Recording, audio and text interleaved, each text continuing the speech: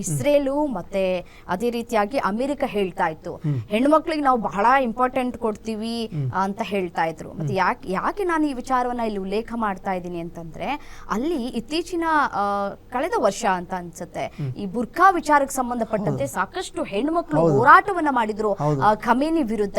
ಅದು ನಮ್ಮ ಸ್ವಾತಂತ್ರ್ಯವನ್ನ ಕಿತ್ಕೊಳ್ತಾ ಇದ್ದೀರಿ ನೀವು ಅಂತ ಹೇಳಿ. ಬಟ್ ಆದ್ರೆ ಒಂದು ಹೆಣ್ಣು ಮಗಳು ಹಾಕಿದಂತಹ ಶಾಪ ಇದೆಯಲ್ಲ, ಆಕೆ ಸಾಯುವಂತಹ ಸಂದರ್ಭದಲ್ಲಿ ಹೇಳಿದ್ಲಂತೆ, ನಿನ್ನನ್ನು ಯಾವ ರೀತಿಯಾಗಿ ಹೊಡೆದು ಉಳಿಸ್ತಾರೆ ನೋಡ್ತಾರೋ ಅಂತ ಹೇಳಿ.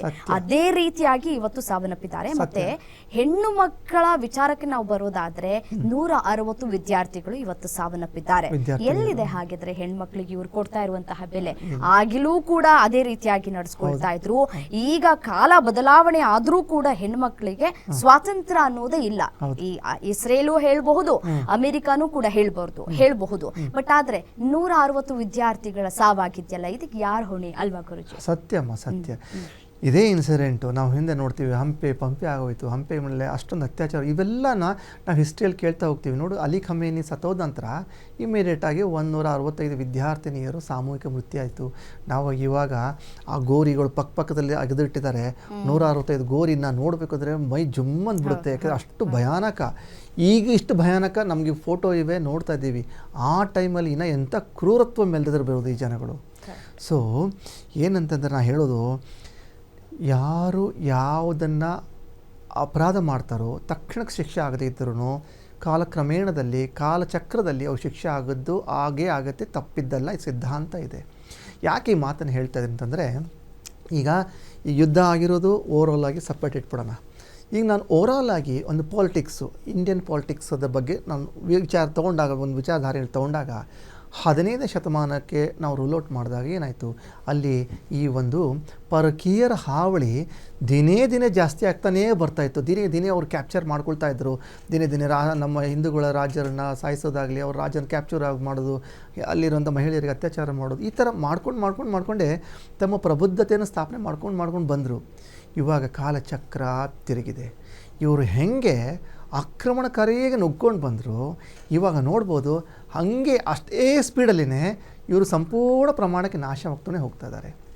ಇದಕ್ಕೆ ಕಾರಣ ಬೇರೆ ಏನೂ ಇಲ್ಲ, ಹೆಣ್ಣು ಮಕ್ಕಳ ಹಾಕಿರುವಂಥ ಶಾಪ ಮತ್ತು ಯಾವುದೋ ಒಂದು ಧರ್ಮದಲ್ಲಿ ನಾವು ಇಟ್ಟಂತಹ ಶ್ರದ್ಧೆ ಭಕ್ತಿಗೆ ಮಾಡಿರುವಂಥ ಅಪಚಾರ. ಇವೆಲ್ಲ ಏನಾಗುತ್ತೆ, ನಮಗೆ ತಾತ್ಕಾಲಿಕವಾಗಿ ಒಂದು ಎಫೆಕ್ಟ್ ಕೊಡದೇ ಇದ್ರೂ ಒಂದು ಫ್ಯೂಚರಲ್ಲಿ ಇದು ಎಫೆಕ್ಟ್ ಬಿದ್ದೇ ಬೀಳುತ್ತೆ.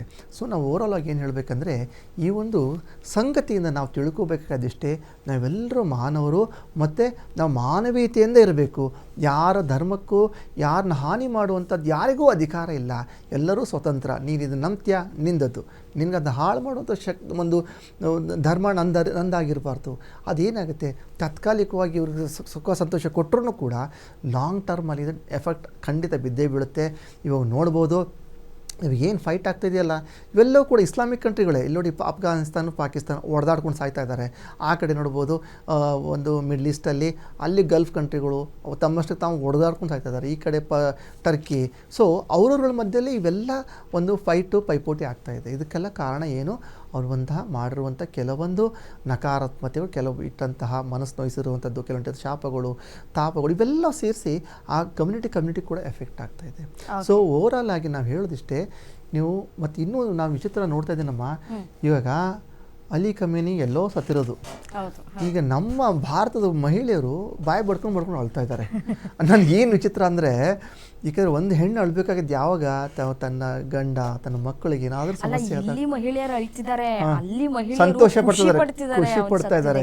ಯಾಕಂದರೆ ಈಗ ಒಂದು ಹೆಣ್ಣು ಅಳ್ಬೇಕಂದ್ರೆ ಅದೇನಾಗುತ್ತೆ, ಮನೆಯ ಲಕ್ಷ್ಮಿನೇ ಕ್ಷೀಣಿಸೋಗ್ಬಿಡ್ತಾಳೆ. ಮನೆಯ ಲಕ್ಷ್ಮಿನೇ ಒಂದು ಪವರೇ ಕಮ್ಮಿ ಆಗುತ್ತೆ. ಹೆಣ್ಣು ಯಾವಾಗ ಅಳ್ಬೇಕು ಅಂದರೆ ಅವ್ರಿಗೆ ಯಾವಾಗ ಗಂಡ ಮಕ್ಕಳು ಕುಟುಂಬದವರಾದಾಗ.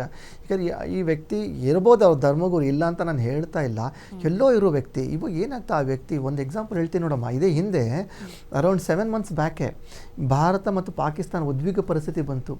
ಆ ಉದ್ವಿಗ್ನ ಪರಿಸ್ಥಿತಿಯಲ್ಲಿ ಏನು ಮಾಡಿದ್ರು, ಪಾಕಿಸ್ತಾನದಿಂದ ಎಷ್ಟೋ ಡ್ರೋನ್ಗಳು ಬಂದು ನಮಗೆ, ಇಂಡಿಪೆಂಡೆಂಟ್ ಡ್ರೋನ್ಗಳು. ಆ ಡ್ರೋನ್ಗಳನ್ನು ನಮ್ಮ ಭಾರತ ಹೊರಡೋದು ಉಳಿಸ್ತು.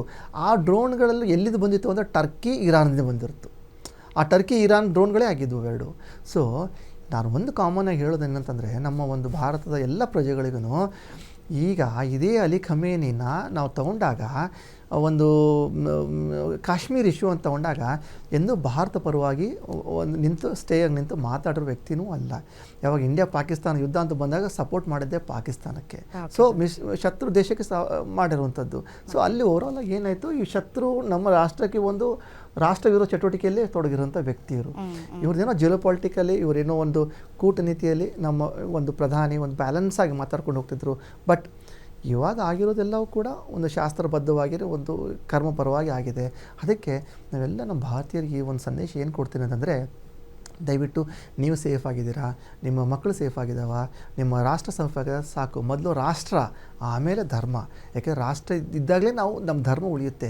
ಧರ್ಮದಿಂದ ರಾಷ್ಟ್ರ ಕಟ್ತೀನಿ ಅಂತ ಹೋದವ್ರದ್ದು ಇವಾಗ ನಾವು ಪರಿಸ್ಥಿತಿನ ನೋಡ್ತಾ ಇದ್ದೀವಿ, ನಮ್ಮ ಕಣ್ಣೆದುರಿಗೆ ನೋಡ್ತಾ ಇದ್ದೀವಿ.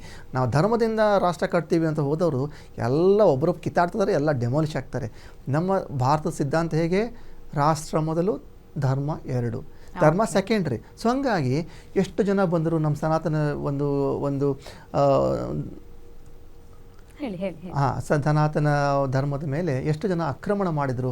ಆದಾಗಲೂ ಕೂಡ ಸನಾತನ ಧರ್ಮ ಸ್ಟೇಬಲ್ ಆಗಿ ನಿಂತ್ಕೊಳ್ತು. ಕಾರಣ ಏನಂತಂದರೆ, ಮೊದಲು ನಾವು ರಾಷ್ಟ್ರದ ಬಗ್ಗೆ ವಿಚಾರ ಮಾಡ್ತೀವಿ, ಆಮೇಲೆ ಧರ್ಮದ ಬಗ್ಗೆ ವಿಚಾರ ಮಾಡ್ತೀವಿ.